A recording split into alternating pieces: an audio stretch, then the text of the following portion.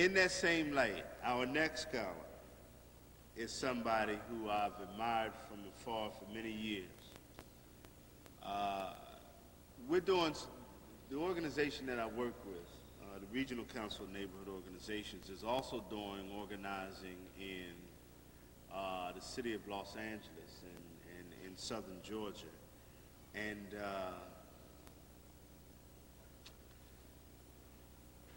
one of the issues that we're addressing in Los Angeles is trying to create a mandatory GED requirement for ex-offenders as a condition of probation and parole. And the thought behind it is real simple. 70% of all repeat offenders can't read. So if you can't read, when you go back to the streets, you're going to the illegal economy. And yes, I'll try to speak louder. One of the primary ways that this country enslaves and oppresses people is to keep them illiterate. So we have to have a high regard for education, and that's why the work that Sister was talking about is so important. And the reason why I kind of going around it is because Dr. Sizemore did a lecture in New York some time ago, and the theme of the lecture was that black people just don't get it. You remember? Black people just don't get it. You know? And as I ride back and forth across the plane and I get to my car in Los Angeles, I play that tape over and over and over again. Black people just don't get it. If you think Bill Clinton is going to take care of you black people, you just don't get it. I keep remembering this over and over again, but she is a very powerful, powerful elder. Last night when I picked her up from the airport, she said she was 69 years old, and it took all I had to keep my hands on the wheel. I just didn't believe it.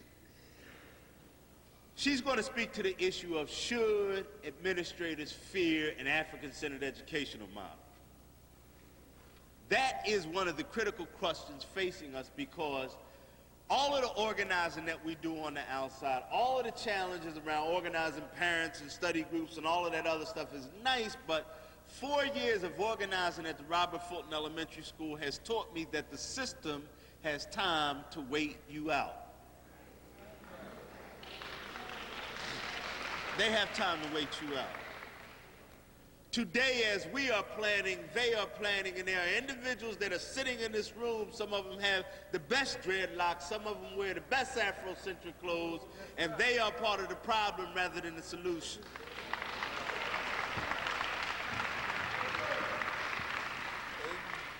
They are part of a system that can simply wait us out. But we said, rather than to have to kind of figure out how we get around this or how we convince these administrators, what we need to do is bring in somebody who's done it for most of our professional life. And because we had to have the balance between the brothers and the sisters, we also tried to get Dr. McIntyre. We couldn't get her down there. We wanted to make sure we had somebody who was uniquely qualified. And I'm quite sure that when she's finished, you all will agree that she's uniquely qualified. Let me bring on an elder, someone who's committed to our struggle, someone who can discuss these issues from an academic point of view and also from the heart. She's one of the most beautiful people in the world, Dr. Barbara Sizemore.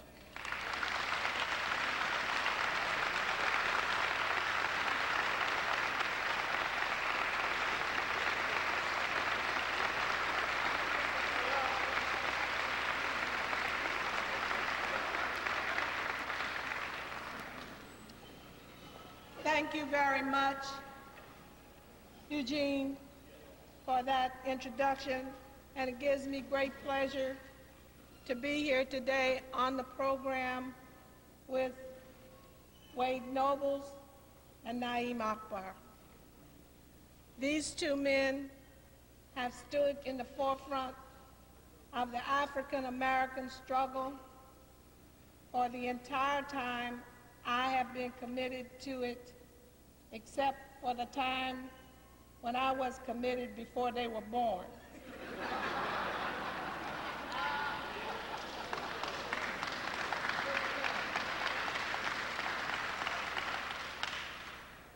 I consider that it a great honor to be on the program with them and an advantage to come after Wade, because you must remember his presentation in order to understand mine.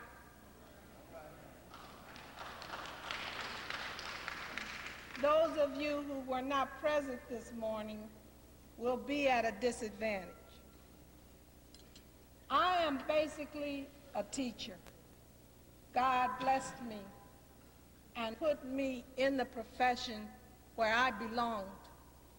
I am truly blessed. And the greatest reward for a teacher is to have a student who has learned what that teacher has tried to teach. So today, a young man came up to me and said to me, "Do you remember me? I was your student at the University of Pittsburgh." Now, of course, he doesn't know yet that in the aging process, memory is the first loss. I'm not complaining, ladies and gentlemen, because death is the alternative. So I didn't remember him, but he was kind, and he told me his name, and he said, "I wrote this poem to say at our commencement dinner, and I mentioned you in it. I would like for you to read it." Ladies and gentlemen, as an introduction to my presentation, I bring to you my student to read you this poem. Huey?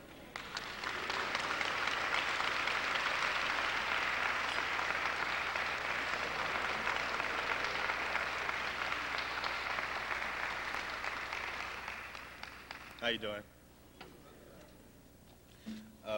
Like Dr. Sizemore said, this was a poem I did for the BAS Black Actors Society dinner at University of Pittsburgh to thank her for helping me to realize my African-American center and therefore go from there to learn other things.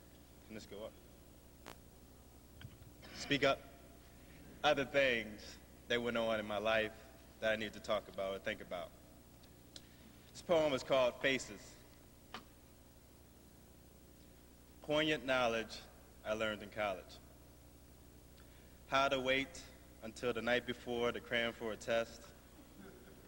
How to position one's hat during a test to see what other people are thinking.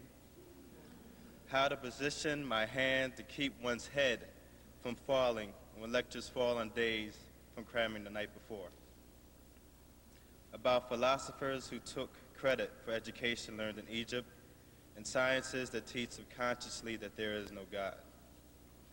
But all in all, the most important knowledge some of my professors have taught me is to question what was taught. Question what they say, find out for yourself, and question them. Thank God I'm done. But actually just beginning. But for real, only another book about to be read for classes not in classrooms and teachers who don't teach, but I'll still learn. Life 101 now in session. So they say. Half the doors of opportunity I see barred because of color. So I make my own, and I make them better. More better. More better. I will be in a position of power. I will make changes. A lot of knowledge gained, making me a well-rounded person. African American history, European history. A line split down the middle of this university, and never the two shall meet or greet or say hi, what's up, how's it hanging? Fragmented pieces of books of what my teachers told me, of those enslaved, ripped from Africa, and never being thought of as anything less than an animal, 1/3 of a human. A nigger, they say. A nigger, they say. Insecurity overwhelming, filling me to the brim with shame for being African, for being black, for being West Indian, for being me. Am I inferior? Am I that paper bag you carry your lunch in and throw away? Am I that pen you let your friend borrow, which he never returned? Am I something to be discarded as that receipt you get back after withdrawal from the Mac machine? Am I something worth keeping? Am I somebody worth remembering? Dr. Sizemore, my first intro into the realm of black history, of Dr. Charles Drew, of George Washington Carver, of Benjamin Banneker, of Huey Newton, of Moses Harriet Tubman. No justice, no peace, power to the people. Contrary to what they told us, we were born free. She gave me insight into the world of Africa, of America, where everything came from, even the kitchen sink. Where Africans were kings, where Africans were engineers, where Africans were gods, where Africans are me. People of substance, people of intelligence, people of power. Me. Me. Me who is feared by people not in touch with their history. People who fear me because they know my potential. They know my strength. They know if I get in a seat of power, decisions will be made. People who won't admit that I was first. I am chosen. I am the image of God. Thank you.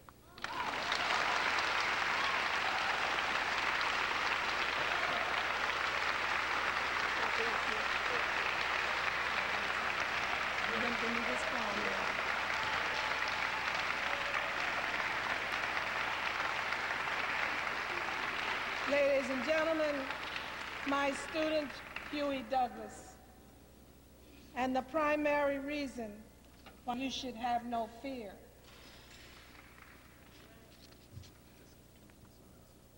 Someone left their car lights flashing, a neon AWF 5021. I think it's James Waddington is the name of the person. Your lights are flashing.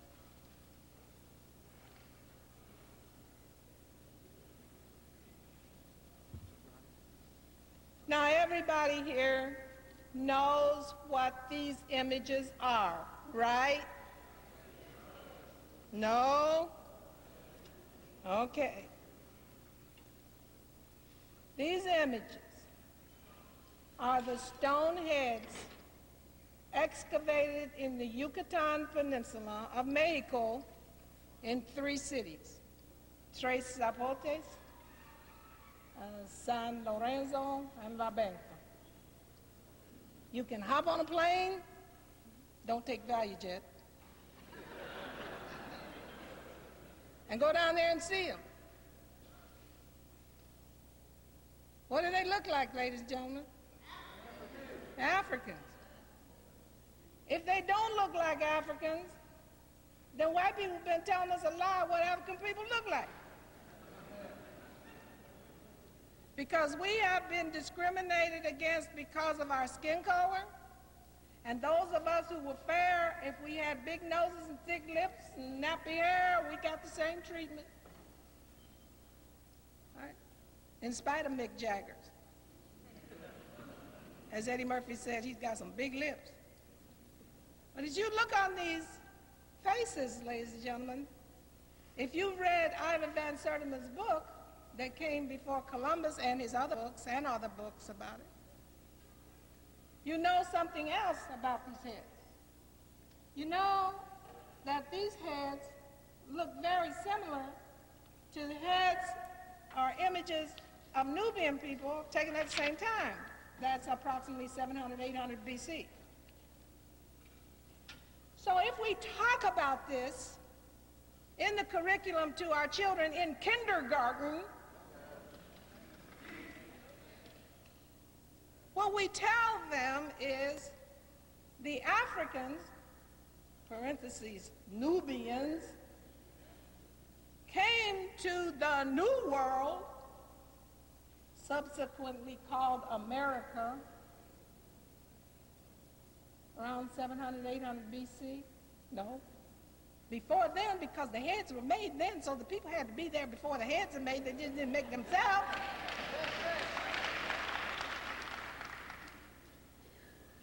So the little children are going to say, teacher, how'd I get here? Well, what are you going to tell them? Walk across the water? No, they came in boats. Just like everybody else. That's the logical answer to that question. Well, where is Nubia? Little children are going to ask you in kindergarten. And you're going to give them a big old map of Africa. When you come into my office as dean of the DePaul University School of Education, the first thing that greets you is a big old map of Africa. Then I don't have to tell people who I am. It's hanging on the wall. Alongside all my 7 degrees.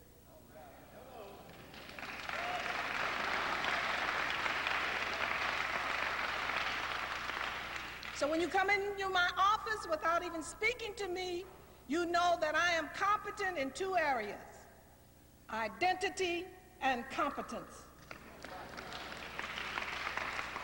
You don't even have to talk to me. And it's there. On the right side of the wall is the picture Sisters, with African American women in every color that we are, every kind of hair and every kind of hairstyle on my wall. It lets you know that I am secure in my identity as a woman.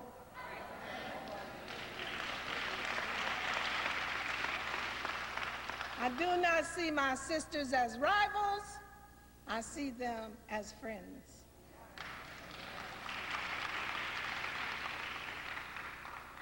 So I would have Africa in my classroom. Big time.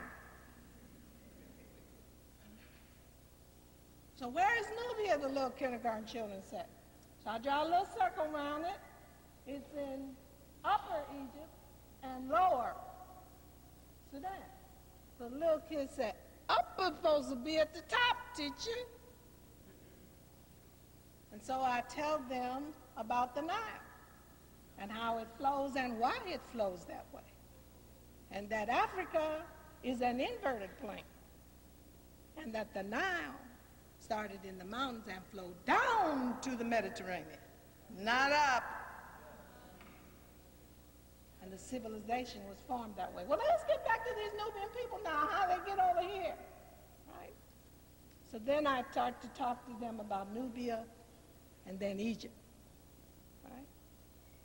Now, in your textbooks, you got to be very careful about this because Egypt is not in Africa.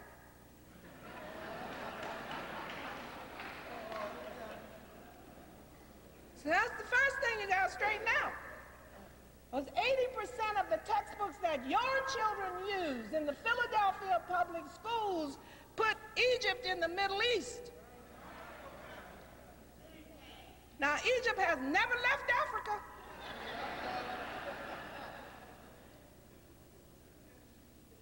Never left.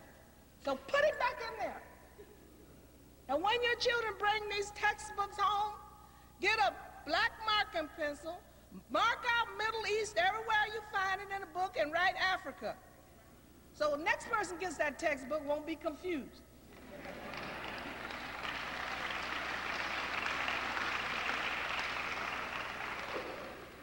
Then you got to talk to them about Egypt.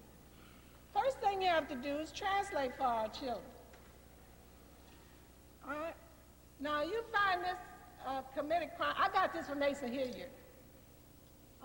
This is a committed chronology. Now you have to go through this with the little kids so they know the real name of Egypt. Because people get confused about that and they think the Greeks started the world because they named it.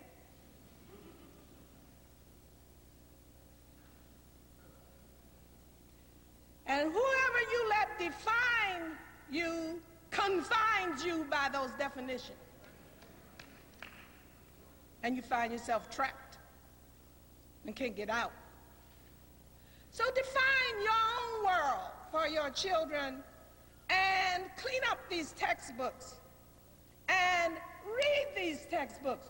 If you read the textbooks your children read, you will be angry, I assure you, at the misinformation, the distortion of information, the omission of information that is in these textbooks that they give your children and call it information. Now, you are responsible for reading those textbooks.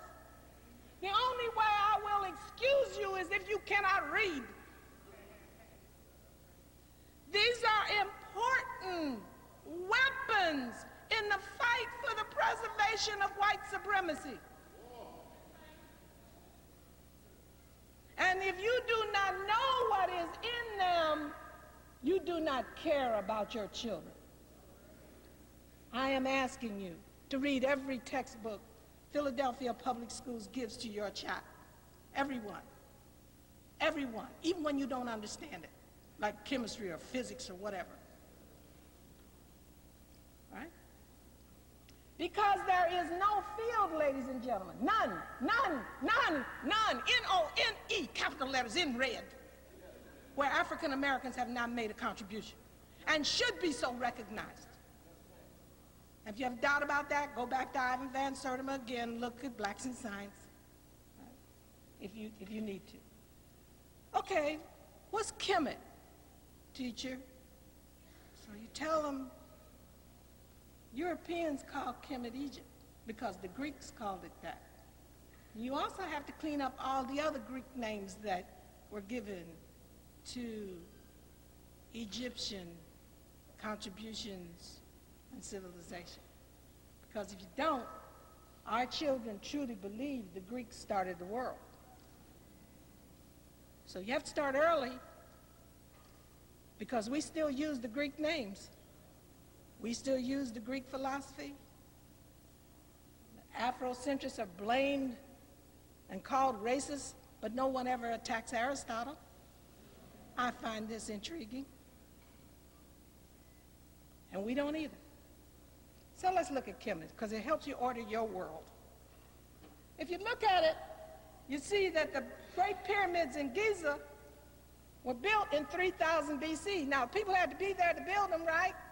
So that means they had to know how to do that prior to 3000 BC, right? Oh, so they didn't wait for Euclid. Or Pythagoras? Or what's the other guy's name? How could you build the Great Pyramids of Giza and not know geometry? It's impossible.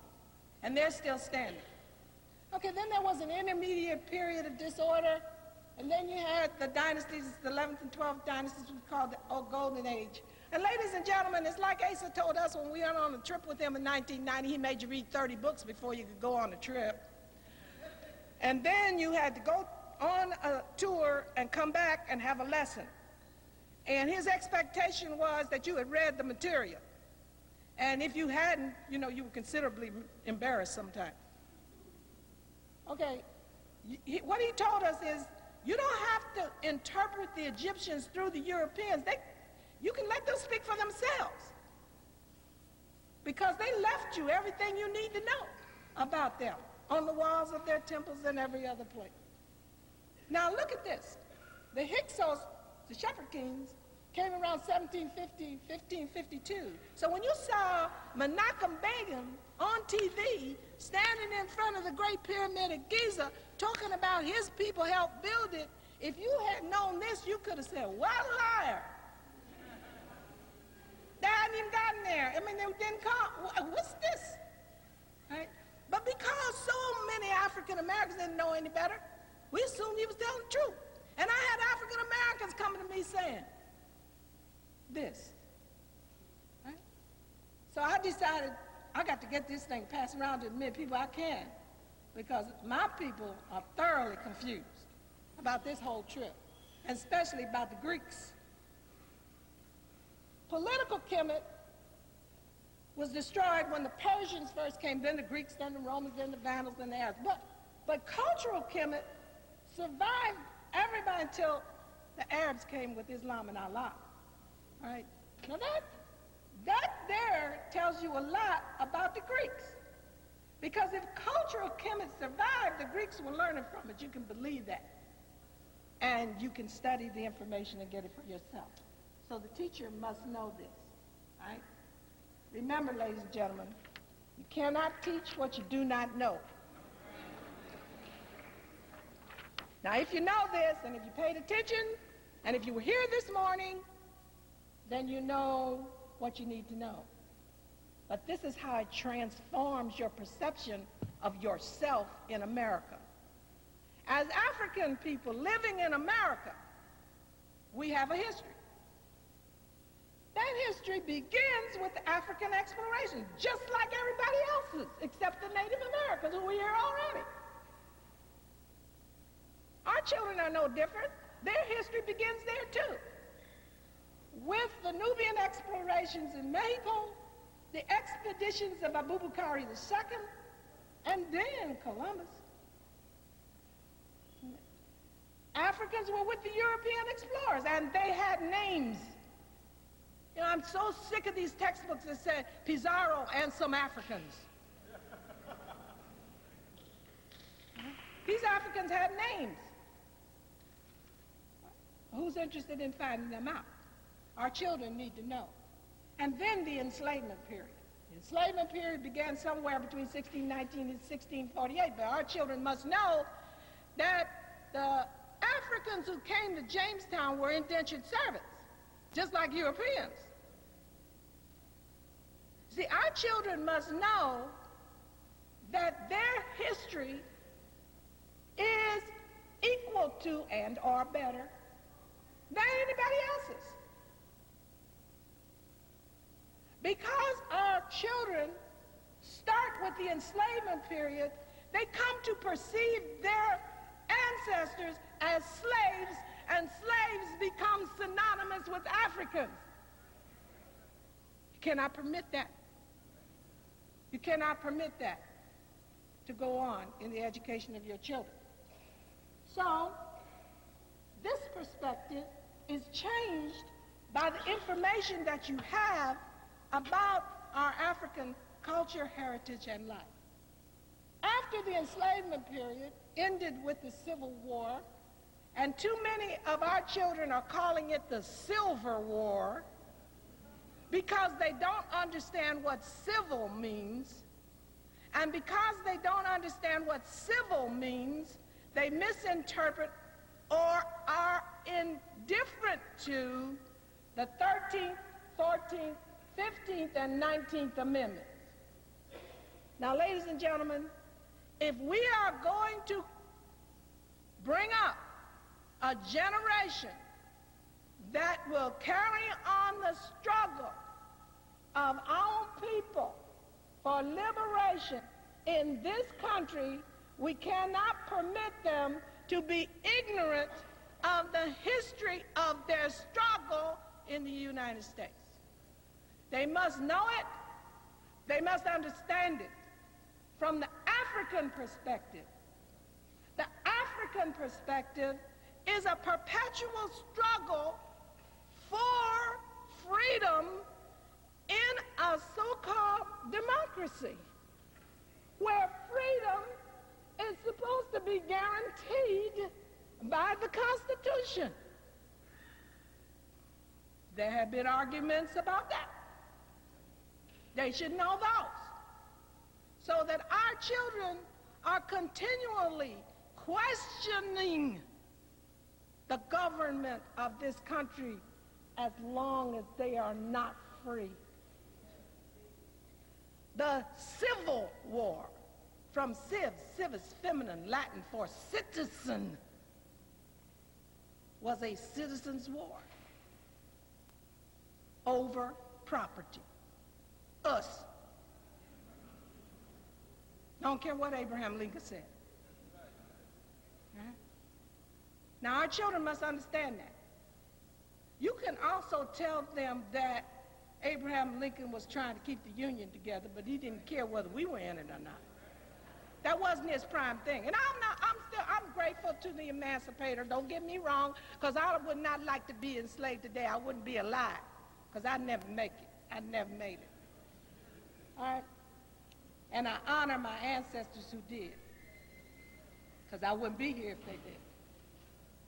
First, we had the passage of the 13th, 14th, and 15th Amendment.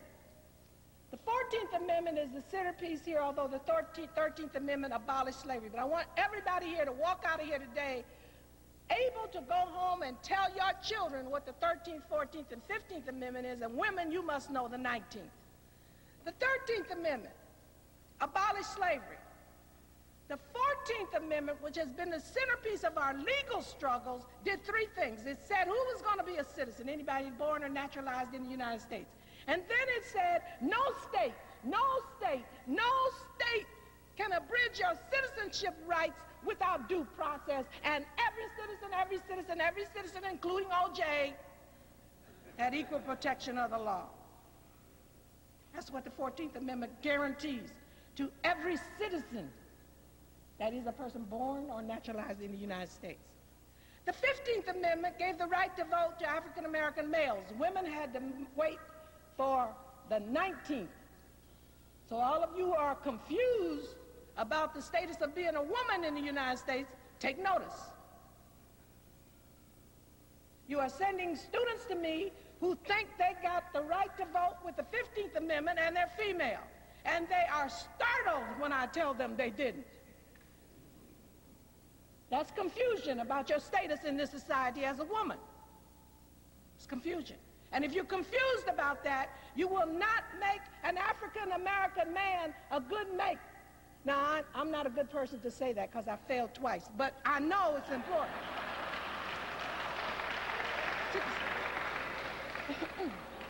The period of the first Reconstruction, 1865 to 1877, is not interpreted correctly in the textbooks which your children use. Xerox, chapter 16, or it might be 18, I'm not sure about this, in Black Reconstruction by W.E.B. Du Bois, for your children to read about education in America, because it makes it clear what our struggle was during that time. Also, it tells you correctly what happened during the Reconstruction. What happened during the Reconstruction was the deal. The deal was to let's stop this foolishness about African American freedom as soon as we can. And then they did it. That was the period of the first Jim Crow. And it was a long period, from 1877 to 1954. It was during this long period that affirmative action was for white people.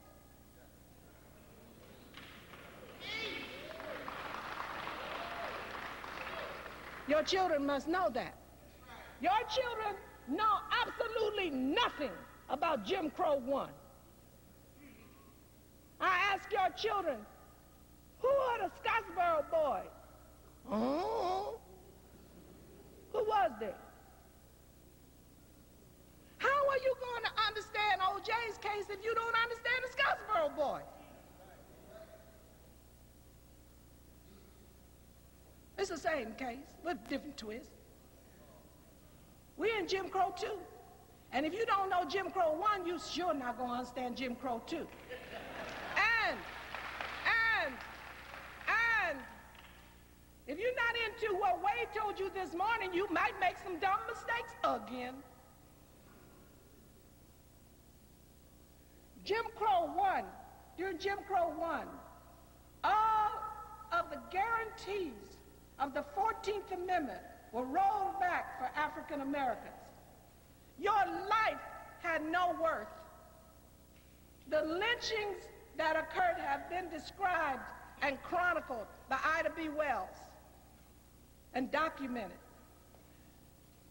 African Americans worked hard to try to get the president, African Americans' beloved Franklin Delano Roosevelt, to sponsor an anti-lynching law, which he never did,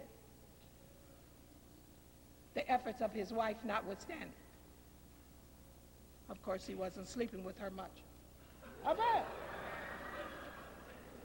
The period of the first Jim Crow, anchored into, supported by law. Ladies and gentlemen, affirmative action for white people was legal and approved of by the majority of the people in the United States.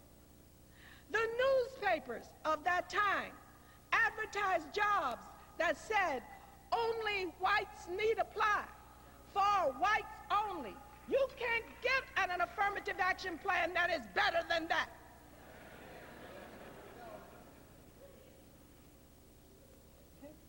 Our children must understand that.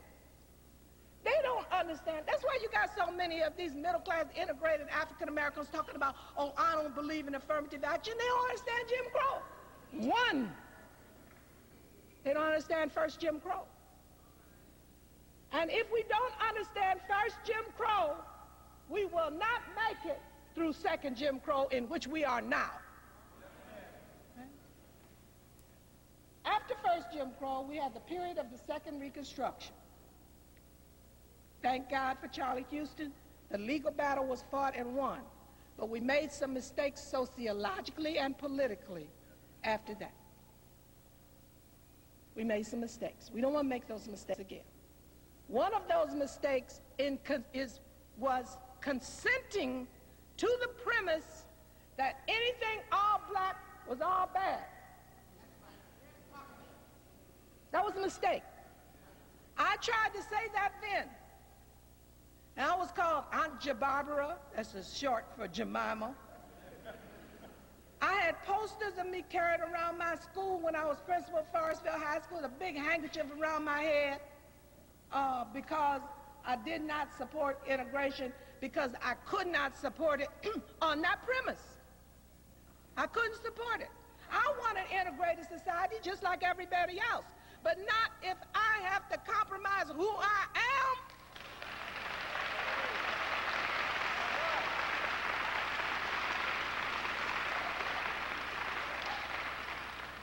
My family's all black. It's not bad. My church was all black. It wasn't bad. My school was all black that I went to as an elementary school. It wasn't bad. I could not say that anything was all black was bad. Being black hadn't made me unhappy about my parents or my family or my school or my teachers.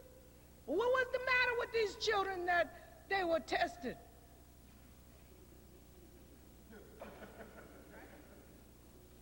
We made a mistake. It wasn't that the legal pursuit was the wrong thing to do. Charlie Houston was right. Thurgood Marshall was right. We had to do that. You had to stop the law from saying it was legal. But that was only the beginning. That was only the beginning. A lot of people, including my father, said we should have taken the money and ran. But we didn't think that way, because there were other things that we valued. But ladies and gentlemen, we must have a better understanding. Our students must have a better understanding of first Jim Crow and the second Reconstruction and Jim Crow II. Jim Crow II, in which we now find ourselves, is forcing us to take another look at what do you have to do to get ahead in capitalist America. Now, the first thing we have to be sure our kids understand is that while this is a democracy, it is more defined by capitalism than it is by democracy. And we have to get our children straight on that. If we don't, we will forever be chasing Mercedes-Benzes and $125 Nike gym shoes and killing each other for them. We've sold our children the wrong bill of goods. We've sold them the wrong bill of goods, you and I. You and I, trying to make life better for our children than we had it. Not knowing that the knocks and the struggles that we had from being poor and doing without made us who we are. We forgot that. We're all guilty. We're all guilty. We forgot that. So I look at parents today, and they come to me and they say, well, I can't do anything with him. What do you expect me to do? And I look down, he's wearing $150 gym shoes. I said, this boy got a job? And she said, no. I said, well, who bought those gym shoes? She said, I did. I said, you a fool. You a fool. I wouldn't buy somebody $150 gym shoes if they didn't do what I told them to do and I'm paying the bills. Forget that.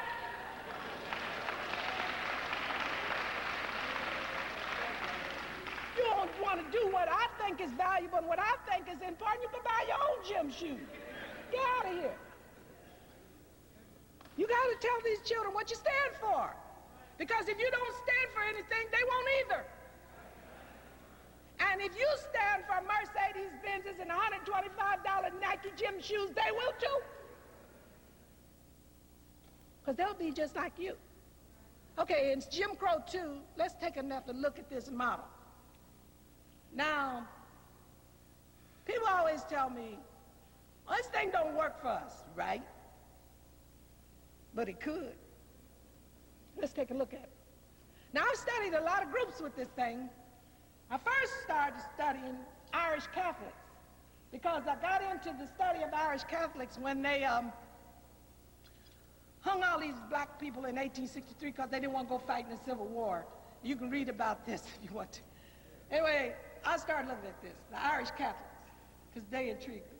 Now, after I looked at Irish Catholics, I looked at Ashkenazi Jews, then I looked at Koreans, and I looked at Cubans. The Cubans are a little different because they have refugee status, so they're kind of like in a class by themselves. I also got into this when I studied Agbu because I disagreed with Agbu and I was trying. Okay, sister. I was trying to prove him wrong, but God is wonderful. Sometimes she takes you into places where you're not sure.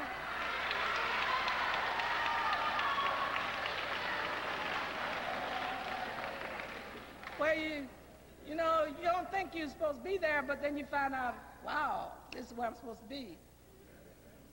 Listen, ladies and gentlemen, all of these groups develop a group identity and a group cohesion by doing three things, and Wade talked about them this morning, but I'm going to kind of like take you back to that in just a minute. One is a pseudo-species declaration. All of these people say, we are made in the image of God, and we are his chosen people. That's what they say. And ladies and gentlemen, God always looks like them.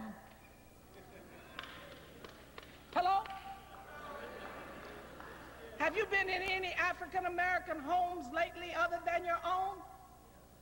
Is Jesus hanging on the wall? What does he look like?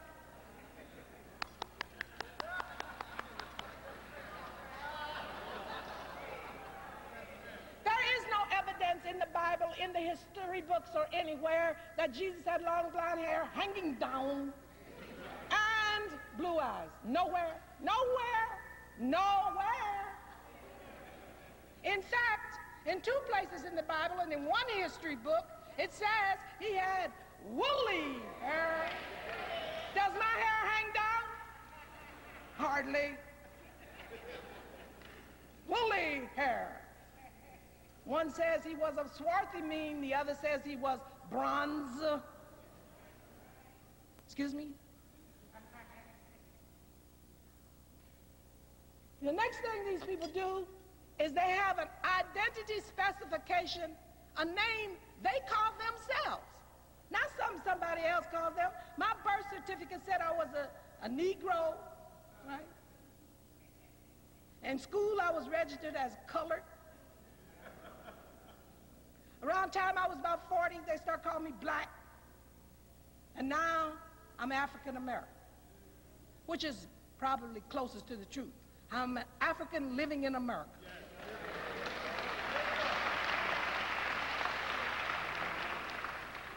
That's closest to the truth. So I'll buy African American. No Afro American. No Afri-American. African American. Because that makes it clear. My statement is clear. Okay, these groups always attach their identity to some land space.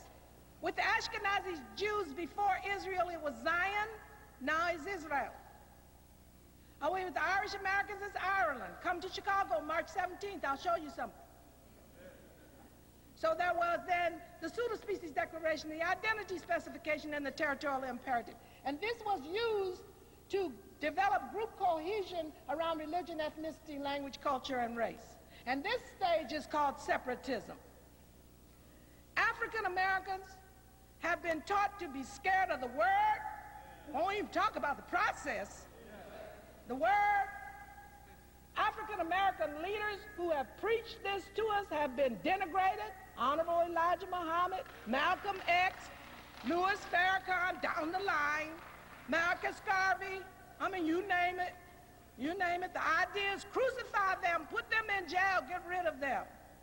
People who talk about group identity among African Americans and are bringing them together for an intensified group cohesion so they can help themselves are called Afrocentrics, with like it's a nasty word.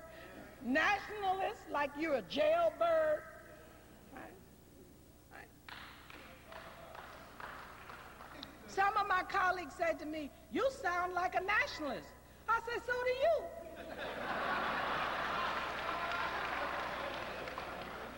What do you call yourself? Talking all this white supremacy stuff. I mean, what's that supposed to mean? I mean, every time you open your mouth, you say Greek. Every time I open my mouth, I say Egypt. I mean, so what? I mean, so you call me a name, you got to be one too, because we're doing the same thing. Right? But you have to be secure in what you know. And you can't do this, as Wade said, from a base of ignorance. You can't just go listen to Wade give one lecture and go out and be an authority or be authentic. You got to do some serious study because you've been deprived of this information your entire life. When I graduated from Northwestern University in March 1947, I didn't have this information. Northwestern hadn't any more prepared me to teach African-American children than it had a hole in my head. I went into the school, and Ella Mae Cunningham taught me how to teach school. And you're going to have to do the same thing. You're going to have to do the same thing. As Asa said, read these 30 books, and then I'll think about taking you on a trip. Okay? You got to do some serious study, because this has been neglected. Okay, what's the next stage? Let me hurry through this. I'm talking too long. Oh, and I don't have my watch. I'm a university professor. I'll talk forever. Somebody got to time me. Give me a time. The second phase is the nationalism phase. That's another bad word.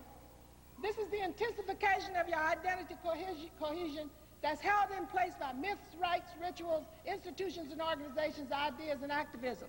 Now, a person probably who's done the most work in this area is Maulana Karenga, Kwanzaa, the Nguzo Saba, et cetera, et cetera. Those are attempts to establish myths, rites, and rituals to what? Reinforce the group identity and group cohesion among our people so that we will do what? Work together to help each other. Right? That's the idea. Now, this is the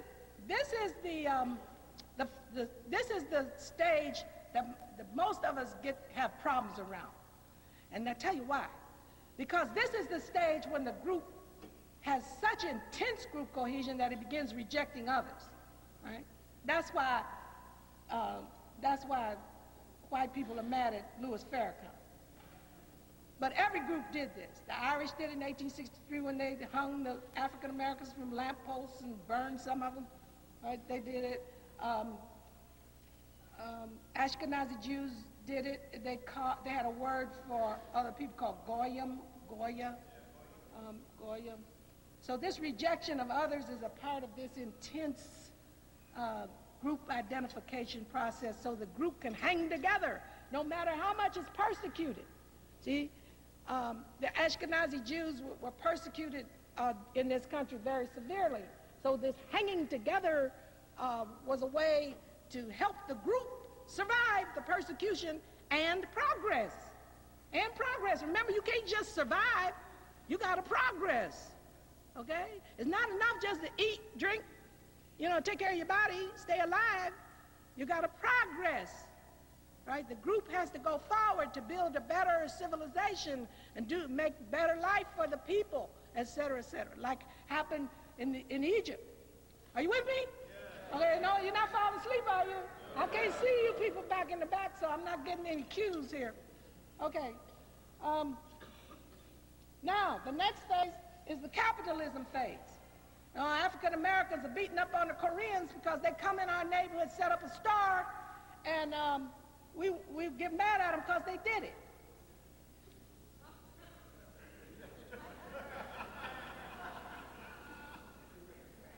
Shouldn't be using your energy that way. Should be using your energy Get your group together so you can do that. Remember what Wade said this morning. If you didn't hear his speech, this kind of like not going to hang together right. All right? Capitalism says two things to you. You either get a job or you make one.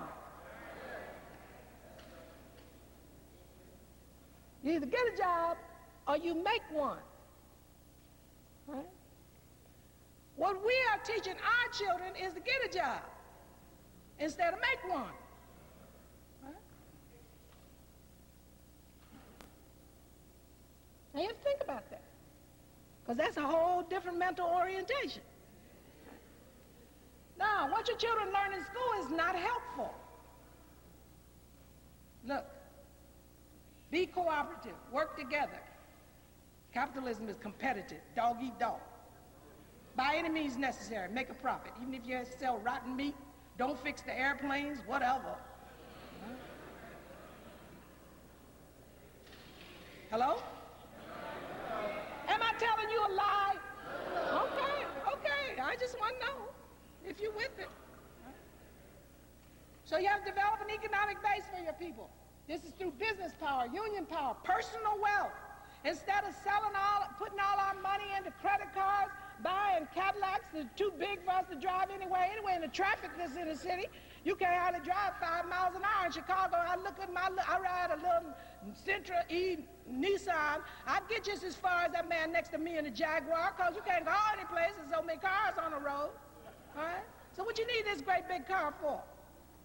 $500 a month was what was on the television. No money down. Right?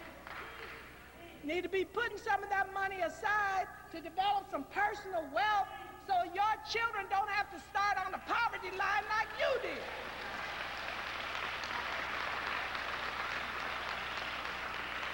We need to teach our children to invest this money in our own community. In our own communities. One of my colleagues said, I would have never put my money in no low-income housing, blah, blah, blah, blah, blah. And I said, where do you put your money? You know, he's driving a Jaguar. I said, where your money at, honey? If you make $100,000 a year and you charge $150,000, you poor.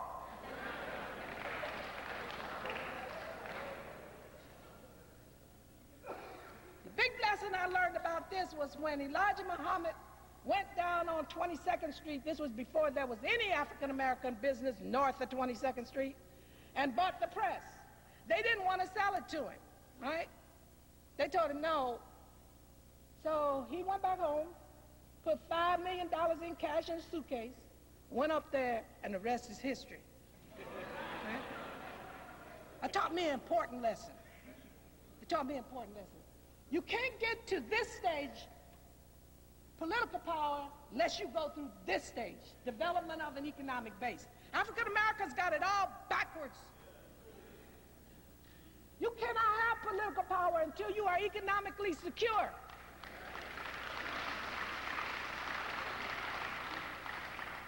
Why are you complaining about the fact that we got all these black superintendents and the school system didn't change? All these black mayors in the cities didn't change. Black governor and the state didn't change. We're going to have a black president, Colin Powell, and nothing would change because the group is not secure in an economic base. Ladies and gentlemen, under capitalism, you must buy the candidate.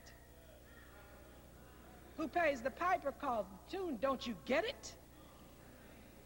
Don't you get it? You got to go through the economic base to get to political power. But ladies and gentlemen, don't forget Wade's message. Oh God, if you didn't hear him this morning, I'm not an anchor. Look, what comes first? The cultural base. You can't get anywhere unless you come through there. Don't you get it? Not going to happen. So what we're going to do is, if we don't do this, ladies and gentlemen, don't pay attention and do what Wade tells us to do. If we don't do this, ladies and gentlemen, we're going to be wandering around in this circle. Right? First Reconstruction, first Jim Crow, second Reconstruction, second Jim Crow, third Reconstruction. Reconstruction, third Jim Crow, fourth Reconstruction, fourth Jim Crow. And in 2017, I'll be dead, but in 2017, some African-American male, probably Huey, will say, I'm not giving up my seat on this space shuttle. I paid for my ticket like a white man, and I'm sitting in my seat like one.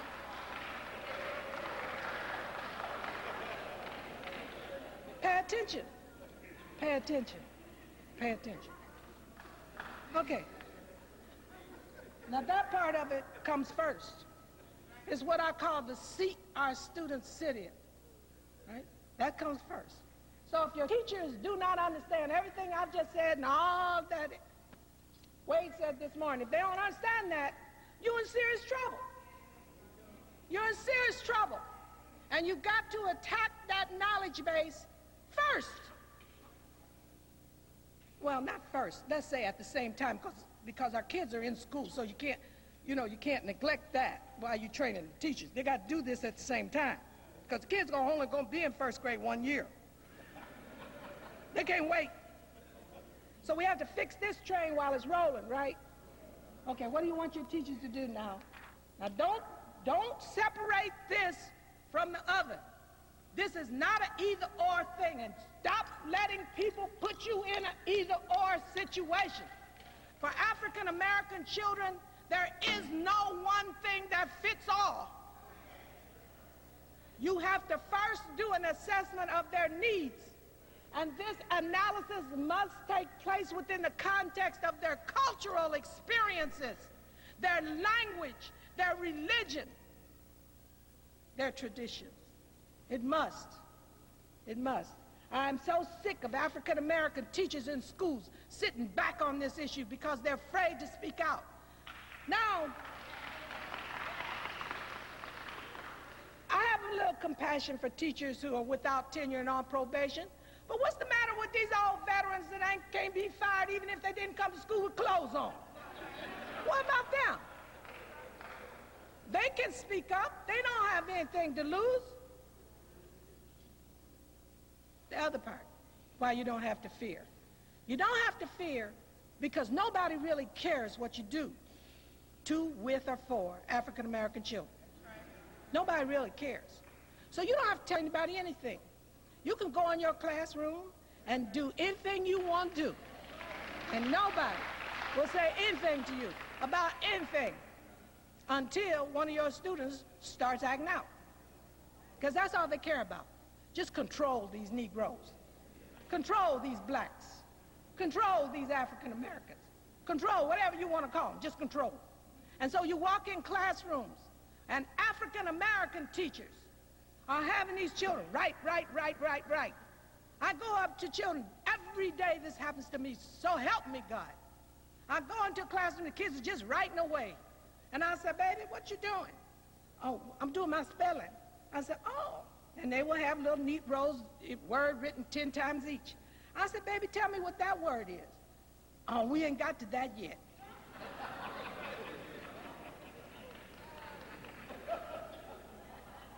What is this? This is not instruction, it's control. Keep them writing. They won't be bad. Keep them writing. They won't act out. Keep them writing. They won't talk. And what did Wade tell you this morning was the basis of education? Discourse. Formal, honest, intelligent. And if you don't know the culture of your students, if you're white and they're African American, how do you learn in addition to reading? By letting them talk to you.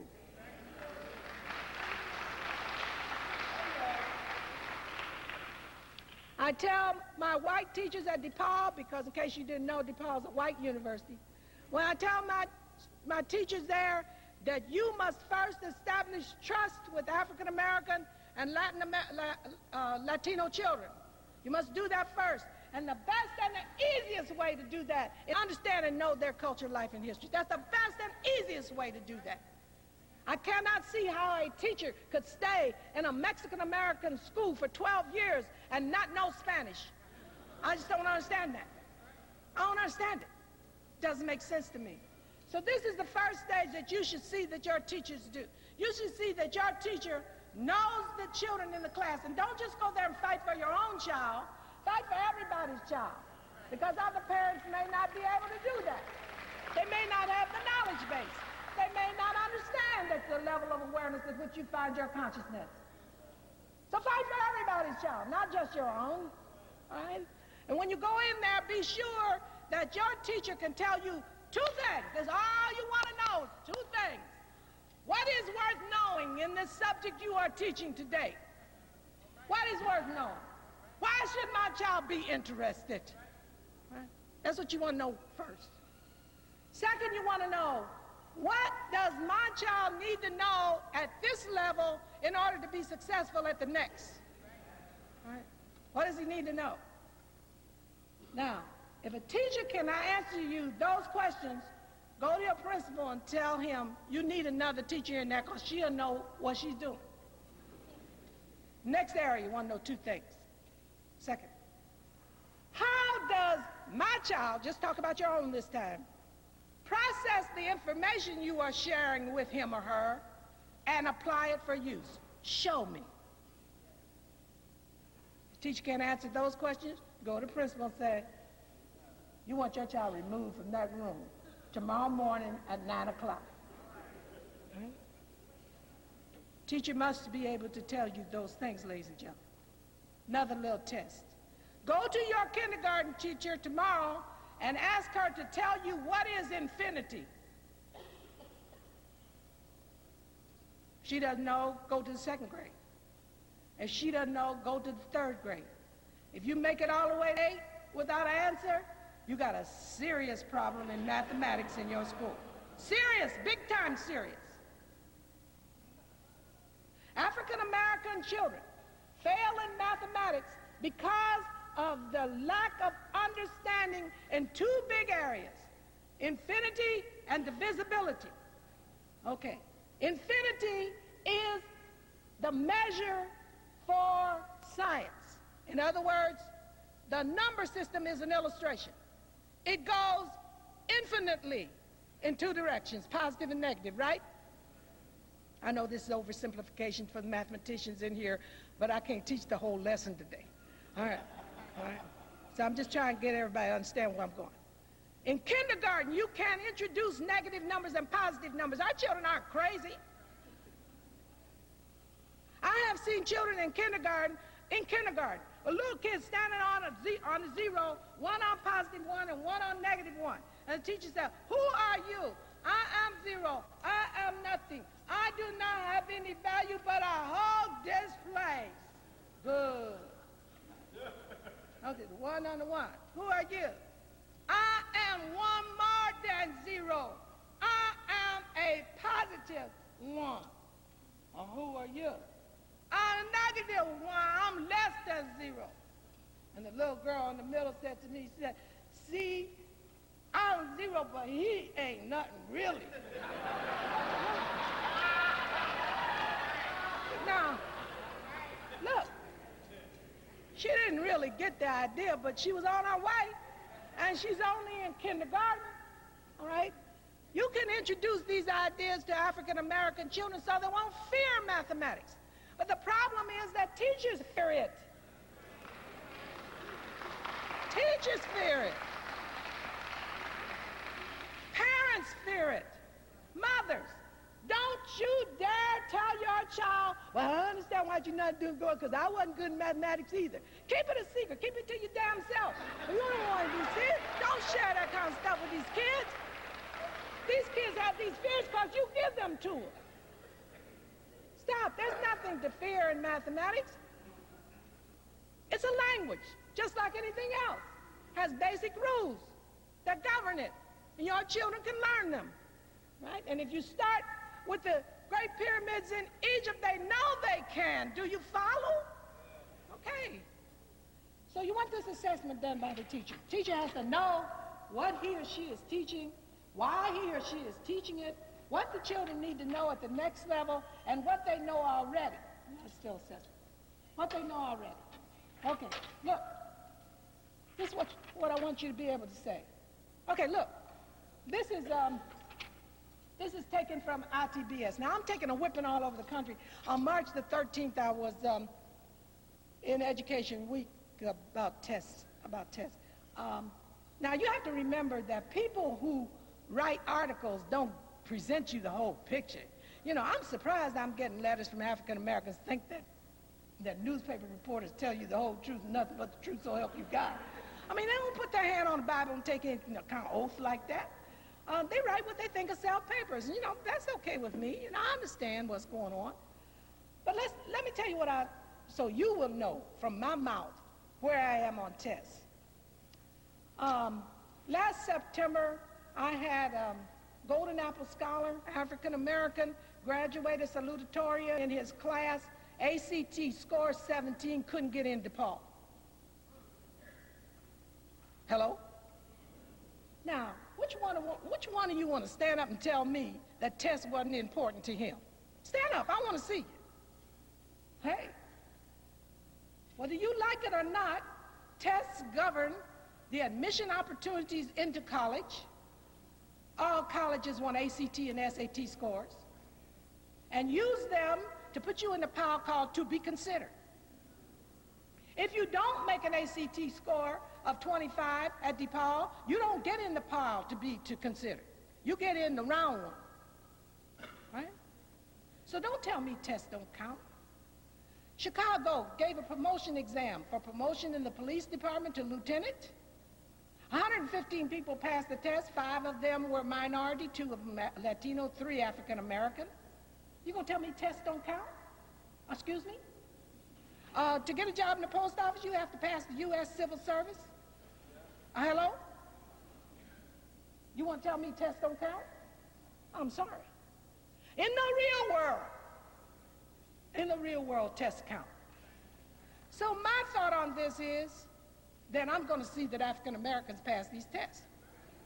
Because if I pass them, so can everybody else. What does it come down to? It comes down to finding out what are the cultural disparities between what African American children know and what they don't know, and what is prescribed by the test for them to know. And then target those areas where it is absent or not reinforced by, or not given in the same way as the experience, so the children can know. That's the first thing. So you do things like this. This is what ITBS and TAP want your kid to know in reading. And it's not hard to find out. They're in 3 big categories: literal, inferential, and evaluative. Our kids have big time trouble with inferential. Why? Because they have to translate. They're always translating. What does this mean? Huh? I know what they're saying, but what does it really mean? Because it's not like that in my experience. Hello? Hello? Okay. Okay. Or suppose your experience doesn't reinforce the main medium of the test. For instance, how many times have you heard African Americans talking to each other like this? This is to that as so-and-so is to so-and-so. Hello? I mean, we just don't talk that way. We're more down front with what we want to say. You know, whereas these tests are like nailing Jell-O to the wall. You know, guess what I want now? All right? So the best thing we can do with our children is tell them what the game is. Just tell them what the game is. And then find out where are they having trouble. And stop teaching them what they know already and teach them what they don't know. The problem is that too many teachers don't know either. And that's a big problem. And that's what we have to correct. If your teachers are weak and inferential, you got to give them some help so that they understand that. At the same time, teaching what they're learning to their students. Now, a lot of times our kids know what you're asking them. They just don't know the names. For instance, take figurative language. I had to get these SAT scores up for these athletes at the University of Pittsburgh one time, and these brothers came to me and they're talking about they didn't know figurative language. Oh, I ain't never seen a metaphor in my life. I said, oh, quit. I said, quit. I said, you know 9/11 is a joke? He said, yeah. I said, that's a metaphor, fool. And he said, is that what that is? I said, yeah. I said, don't come in here give me all old jive about what you don't know. I said, I know what you know. And he said, well, yeah, I know that. I said, I know you know that. So I just said, bring in your favorite rap, and I made him underline all the metaphors in it. And he understood that. Now, so sometimes our kids know things, they just don't know the names. You know, what do you call this? Now, that's a real disadvantage, ladies and gentlemen, because on a test, if your kid has to spend his time translating, hello? The test is timed, right? Okay. So if he has to use his time translating, guess what? Not going to get finished. Not going to have time. So you have to do this. This is a part of the assessment process. Are you with me? Does everybody understand what I'm talking about? Okay, now when you do the assessment, you have to do a placement because we have to teach kids in groups. If every kid could have a teacher, we wouldn't have a problem. But unfortunately, Pennsylvania is not going to give you enough money to give every kid a teacher. So we have to teach kids in groups. Now, once you have to do that, you have to learn how to deal with the problem of human variation and incommensurability. That means this. Every time you teach a group of people something, somebody learns it first and somebody learns it last. And the rest of them string out in a line of march. Then the teacher said, oh, God, what am I going to do now? You can't go on to the next lesson because these kids don't know it. These she's not sure about, and these she's sure about, but she can't teach them and ignore the others. This is what you call the problem of human variation and incommensurability. It's a problem that all teachers must learn to deal with, and if they don't, your kid gets left out. Are you with me? Okay, so in this placement thing, what we tell our teachers to do is to go through this assessment thing, and whatever you're teaching, this one, remember, is just one subject. This is just reading. You can do it in any subject, however, it doesn't matter. Just take this, string your kids out in a line of march, and then group them according to what you're going to teach them. Not dumb bluebirds, canary, and yellowbirds, not dumb, dumber, dumbest, but according to what you're going to teach them. Because the kids can identify to that. And they can come up and tell you, and you say to them, okay, baby, what group are you in? I'm learning sequence, details, and main idea. You know what he's doing, right? So does he. Big time. You don't know what a canary, redbirds, and bluebirds mean.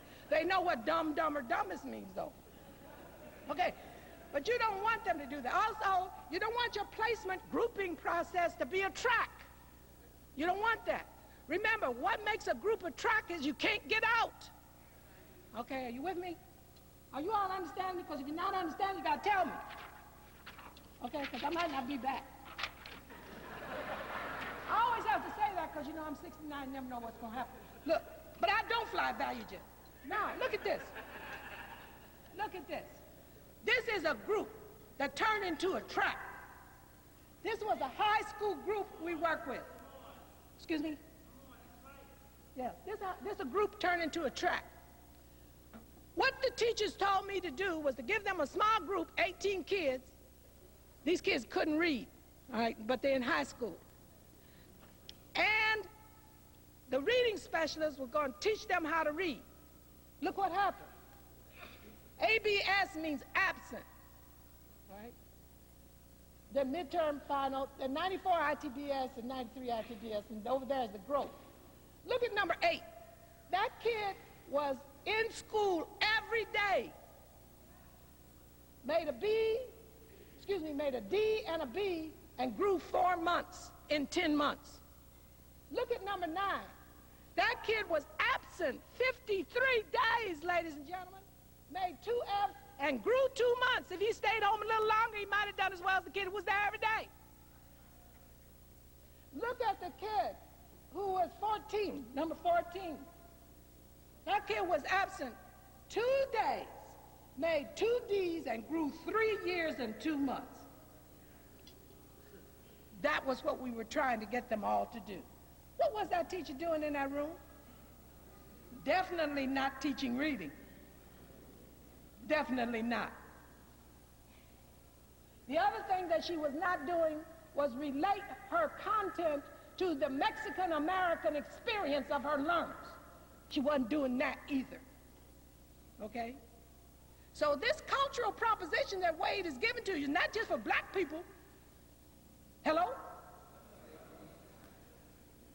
It works for all people. And it works best for Europeans because the curriculum is standardized on them. The rest of us are left outs, omissions, add-ons. You want to take an elective like African American history? How about putting me in American history? Would that be okay? Oh, well, okay. Now, let's look at one that's a group that turned into, that stayed a group. This is Van School in Pittsburgh. Van Elementary School. Okay, what they did, you can't make this any clearer. There's nothing to do with that right there. Okay. Does that work? Okay. What this is from 1979 to 1984, we kept data on the children who failed kindergarten.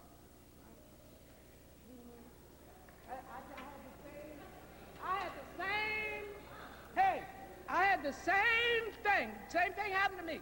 And I went to the principal and I said, how dare you tell these little kids in kindergarten? She said, excuse me, these children have not failed. Nobody has told them they're failed. They are not treated like failures. They are not in kindergarten, and their promotion has just been postponed. I said, okay, I'll see. Look what happened. 71 kids failed the kindergarten, but they were not told that. These children were placed in early learning skills, and they thought they were in first grade because I interviewed all of them because I wasn't convinced. You know, I'm a hard-headed person. You have to show me. 71 of them. 26 of them were ready for second grade when they got out. Excuse me? That's 37%. 43% of them were good, solid first grade readers. I mean doing good work in first grade. Only 20% of them still needed skill development. Now that is not a track. Are you understanding what I mean? Okay. As long as you can get out of the group, ladies and gentlemen, it's not a track. But if you get locked into the group, it's a track. So I said, okay, the track is for this 20%, I told the principal. She said, they will be out of this track next year. And they were. So I didn't take the study that far. But I did check up on these 11 children. And they were solid readers when they got out the next time. Now, as long as you do for the children what you say you're going to do, it's not a track. But if you don't do what you say you're going to do, it's a track. Are you with me? Okay, ladies and gentlemen, it's not the grouping that's the problem. It's what you do in the group that's the problem. Are you with me? Do you understand placement? Okay. Now, when you get to high school, 1 year's growth is not enough. Some of these children got to double their growth. As you saw, the kid in the Mexican-American high school grew 3 years and 2 months. That's what we got to be after, because the children are already behind. And some of them have been seriously damaged by an education that has not taken consideration of their cultural experiences. So you have to intensify this experience, especially in middle school and high school when the children are behind. And this intensification of the cultural experience, the cultural background that Wade talked about this morning, must occur. If it doesn't occur, then you just doom the kids to prison. Because prison is the answer to the failure of the public schools. And what we're in now is prison building, which has become a capstone of the gross national product. And African-American men, and now women, if you notice, Illinois just built 2 penitentiaries for women. Now African-American women, we're going to be incarcerated, ladies and gentlemen. They're not gonna lynch us. They're not gonna lynch us. They're gonna let us kill ourselves and go to prison and waste around in prison. That's the new lynching plan. And so if you don't teach our children in school, then what you're really saying is send them on to make jobs for white people, because the prisons are built in Illinois. I can't speak for Pennsylvania, but in Illinois, the prisons are built in all white areas, far removed from the city, and white people build the prisons, white people work in the prisons, and we are the commodity. I don't know how it is in Pennsylvania, but that's the way it is in Illinois. So the pacing acceleration routine is an imperative. The children can't grow 1 year in 1 year. They've got to accelerate this growth. And if you don't plan for that, it's not just going to happen. And you cannot do it without the cultural imperatives that Wade outlined for you this morning. You can't do it. You've got to have something that fires up these children, that bolsters their spirit. It's a spirit problem that we're dealing with when your children lose confidence in themselves and do not trust their elders. It's a spiritual problem. And if you don't deal with it, ladies and gentlemen, it cannot be corrected by normal means. And what I mean, instructional means. Do you understand what I'm saying? Okay. Now, so that's the next thing you have to do. And then you have to deal with, what you have to deal with is the monitoring. Now, I hate to say this, especially to the teachers in the audience, but I take it for granted that the teachers who are here really want to face the real problem, and they really want to change. So I'm going to say this, although some teachers may be offended by it. All teachers are not good.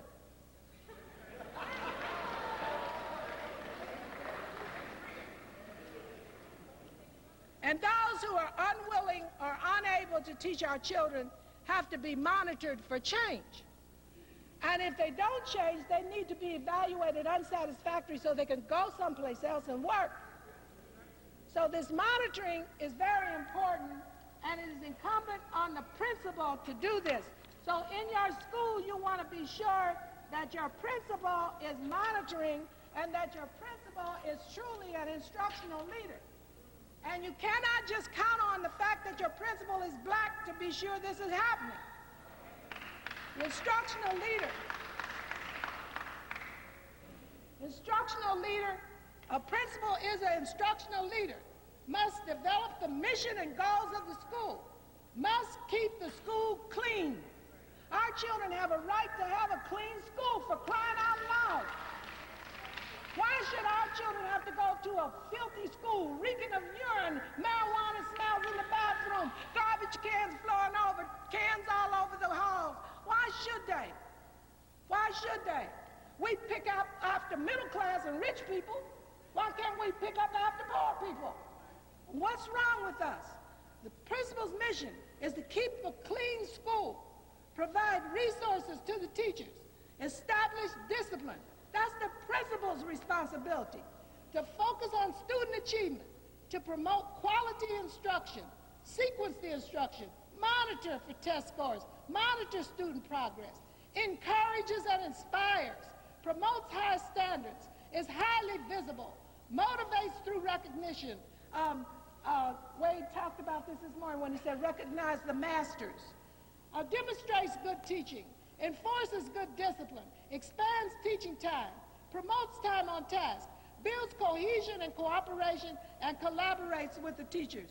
It must be responsible for monitoring to see that teachers have the kind of instruction that meets the needs of the students who are in the school, not teachers, kids who are in the textbooks. I went into one kindergarten, the kids were flying all over the room, acting crazy, jumping up and down, everything. I said to the teacher, what's going on in here? She said, well, I have a Piaget kindergarten. I said, well, he's not here today, so let's deal with who's present. What you do has to meet the needs of the students who are there in front of you. And if teachers do not do that, the children cannot learn. The principal, that's the same thing. Principal must also be the school leader. Must also be the school leader. If the principal is not the school leader, things fall apart. He has to select teachers who want to teach these children.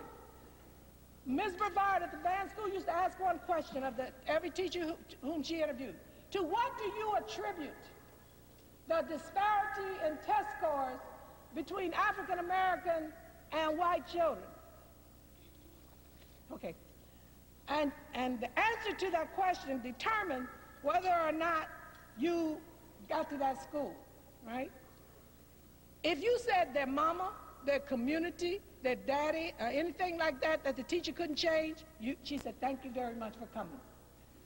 If you said the curriculum, the instruction, things inside the school that you had control over, then you were considered.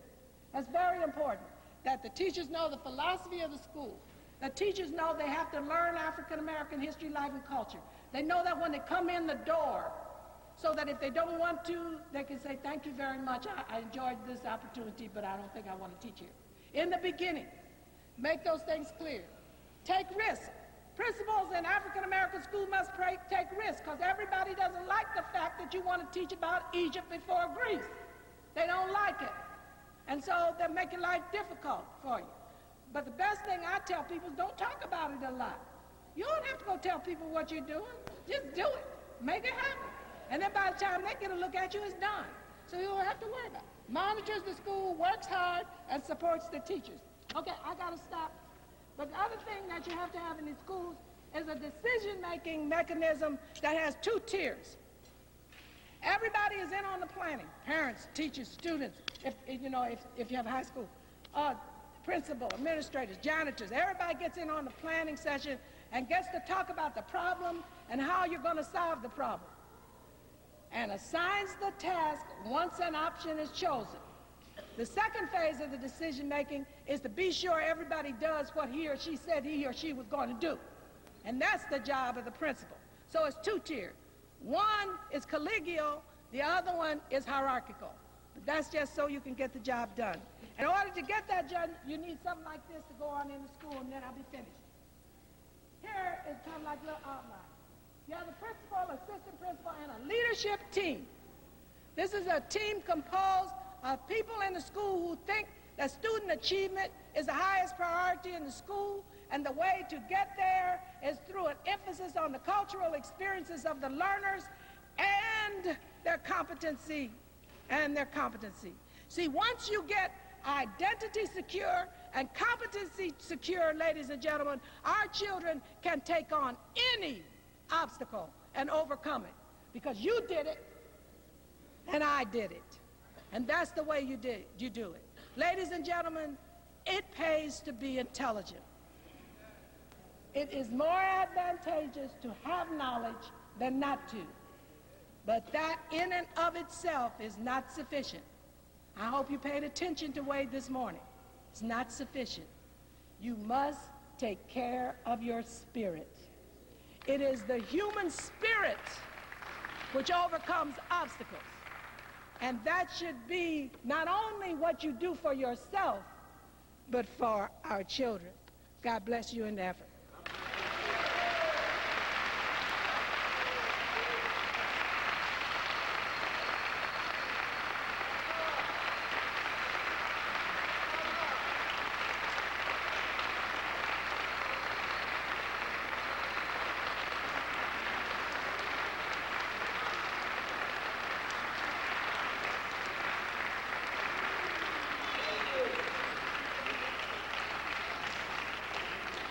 We're going to take a break, and have the technician turn on the lights.